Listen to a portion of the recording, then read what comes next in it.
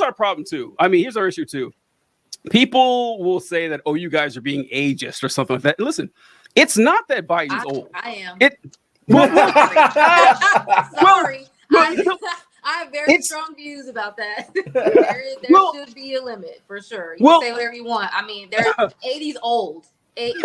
That's but the thing is, old.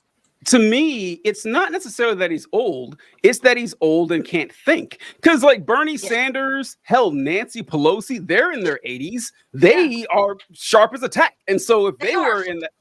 They are, but they should go. I just feel like at some point we have to, like, we can't pick and choose when it comes to this. I feel like this is something we should collectively be thinking about because we are going to like people. People are going to be sharp. But to avoid situations like this, we need to have age limits at some point because here we are.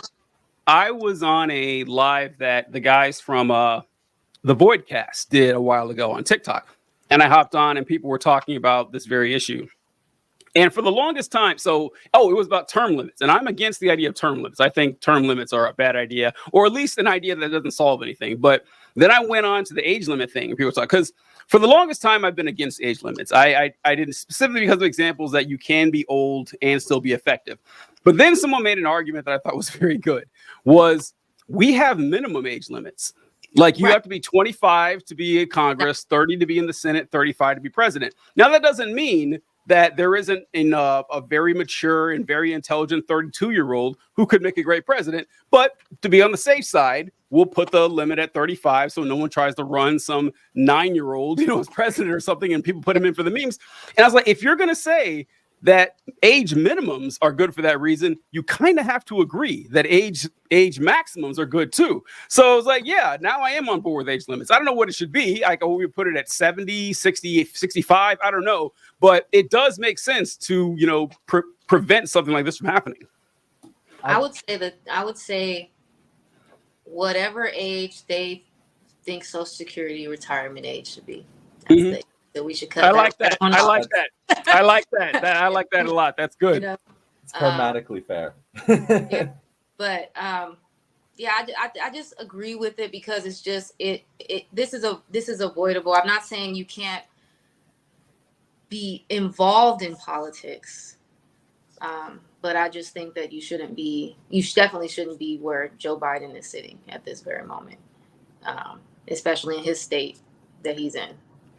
I've always said that it would be less open to arguments of ageism if we just put term limits in, because there's no 80-year-old who's winning his first term in Congress. I'm sorry, it's not going to happen. Right. If you said like you can only serve 3-4 terms in Congress, no one who's 80 years old is going to be able to actually accomplish that. And I think I said it's not that anyone over the age of 80 can't do this job. It's that across the board, we are better off if we don't allow people over 80 to do this job, because more often than not, you end up with Dianne Feinstein. You end up with Joe Biden's, where they're in power. Ruth Bader Ginsburg. Ruth Bader Ginsburg. They're in power. They're clearly not capable of performing the job, and yet it's hard to take them out of power because we don't have this limit. And not to mention that in general, I don't want 80-year-olds deciding policy that's going to set the next 60 years of life in America. They're not going to be around for it. They have very little stake in the game for the policies that they're setting. So it just seems naturally beneficial to me to have younger people that'll be around for the next presidential term in power. Yeah, that's a great point. That's the point I was going to make too, because we talk about power, these elderly people having power, because the things that they're doing, they may not even affect them. It may not even be, you're talking about 15 years from now, 20 years from now, 60 years from now, you don't know how that's going to work out. And you're betting it based on what being bought and paid for, like most of our politicians are. It's just not a good bet. You're like, because you're like, well, that's not going to affect me. I need you to think that most of these things are going to affect you, actually.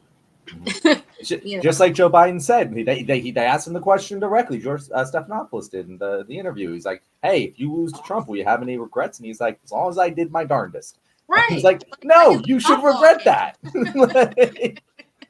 Right. I also have to wonder too, why are you doing this? I mean, Blows my mind, TJ. if I were in the Senate, I would enjoy my job. I'd be happy to, do my best to serve my constituency. I would be proud of attaining this position and serve it with, decency and honor and respect. I wouldn't want to die in my Senate chair. I wouldn't want that. I mean, like when I'm that old, like spend some time to yourself before you shuffle off this mortal coil. Why do you want to hang out in Congress until you give up the ghost? I don't understand that at all. I really don't get it. I think it's a world. I think it's a world they live in. And, it's all about, handshakes and backpats and, everyone's just living in this world and you're used to it. You're like, this is how I live. And I have influence. And as long as I have influence, I have a purpose in this world that I operate in. The moment I cease to have influence, I'm not as important in this world because that's how it works in that realm of our political sphere, Yeah. I want to acknowledge one of the comments here. Mark has a great point. Geez, TJ Power is not giving away. If anyone should know that, it's me. That's very good. That's very good right there. But no, it's true. But it's I also think it's about their identity because sometimes people are just wrapped up in their job and that's just who they are. They can't ever let it go. I see this a lot in the military. People will get out of the military and you'll see them, they're wearing the hats, veteran and stuff, or usually as American flag, they wear the beard, they have, decals on their truck. I remember one time my dad and I dad was visiting his friends in Georgia or something like that. And we went and saw this guy, he was retired, and his license plate, it was a personalized license plate that said Sergeant Major. And it's like, buddy, you've been out of the Army for 20 years. Like you're not a Sergeant Major anymore. Okay. Like I'm proud that you achieved the rank of Sergeant Major. Congratulations. But you're just Mike now, like you stop, living in this. And I think people just can't let that go either, that they've subsumed themselves into that whole personality. I also want to be clear about this, TJ. I personally think Joe Biden's too old to run, but I haven't liked Joe Biden this entire time, but that's kind of irrelevant. Like the question here isn't, is Joe Biden too old? Is he actually up for the job? That's irrelevant. As if you want to put up Kyle's comment there, it doesn't really matter what we think. Low information voters in Pennsylvania, Michigan, Wisconsin, apparently even New York. New York is becoming a battleground state, by the way. I think that, and they're the ones who will decide. And Kyle's 100% right about that. Doesn't matter what any of us think. I've seen the Blue MAGA crowd like scream until they're blue in the face, like, no, Joe Biden's, he's up for it still. It's like, it doesn't matter. This is about winning the election now. This isn't about a referendum on Joe Biden as a president or anything. Sure, bro, Joe Biden's been the best president in American history. Wonderful. He's not going to win the election. like this is about the future, not the past. This is you can't sign this guy to a 4-year contract extension. He's not going to get it done. and in any other job you would understand this, but for some reason in this one, we're supposed to be loyal to someone, even though this is supposed to be an existential threat election. You can't say both of those things.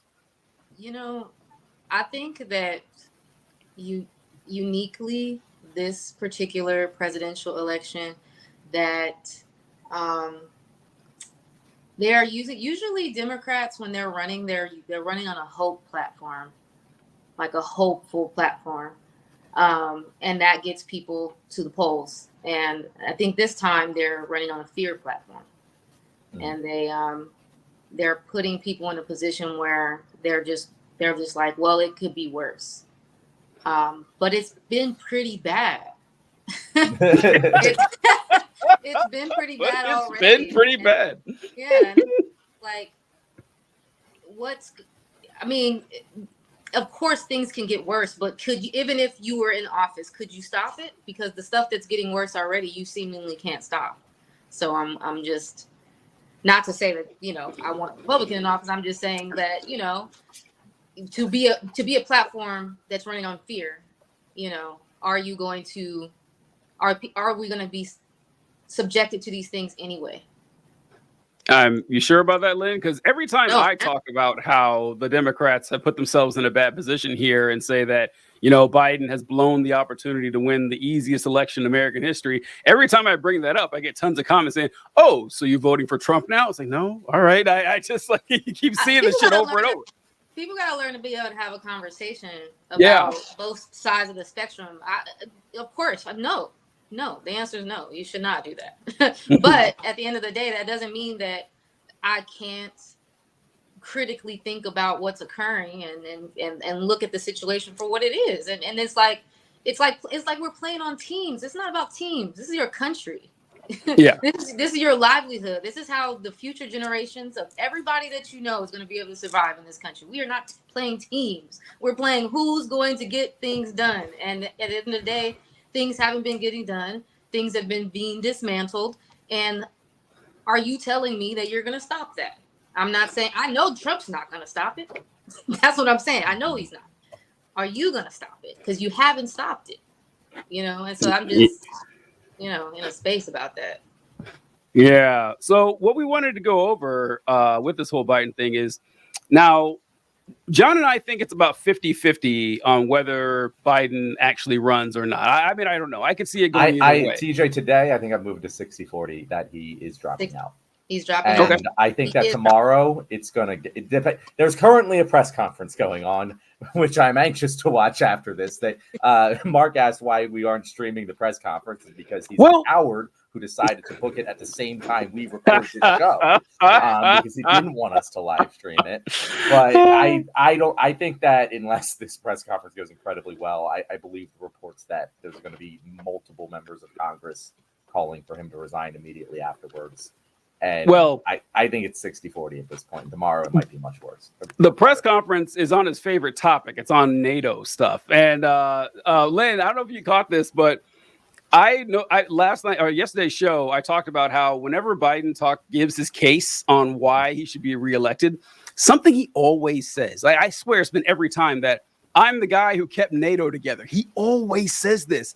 And to me, it's like, how many people are voting on NATO? Like when it comes to the American presidential, like, do you know one person who's like, wow, I was really on the fence about that Biden guy, but did you see what doing? No one gives a fuck about NATO. And I just can't, it just shows it's something you would say in 1991 if you're running for president. Like that would actually have some staying power. We're about to end the Cold War. Let's get this going.